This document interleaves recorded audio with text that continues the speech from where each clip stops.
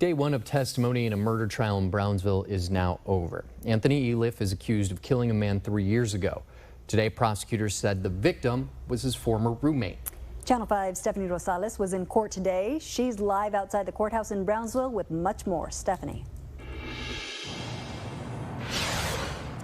Rudy, Dina, the first day of trial wrapped up around an hour ago. Prosecutors say that Anthony Eliff shot and killed his former roommate and friend. This case dates back to more than 3 years ago, but before jurors left home for the night, they saw autopsy photos of the victim, Guillermo Garcia, with a single bullet wound to his chest. The day started with opening statements from both the state and the defense. In total, 3 state witnesses were called on.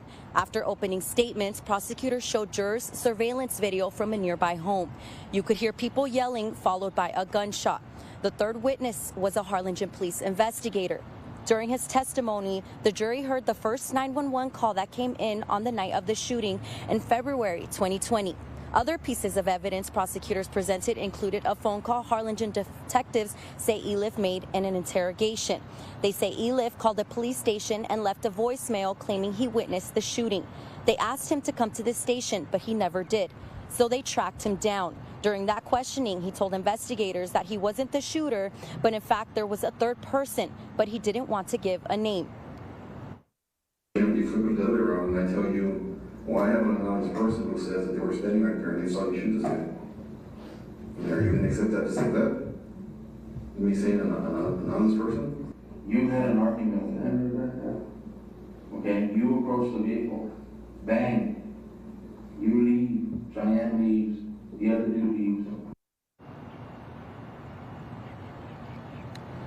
In that interrogation video, Eliff says a man he called Monkey shot Garcia. In opening statements, the defense didn't deny Eliff fired a weapon, but they say he did it in self-defense. They claim Eliff was worried he was going to be killed. The prosecution continues their arguments tomorrow with more state witnesses.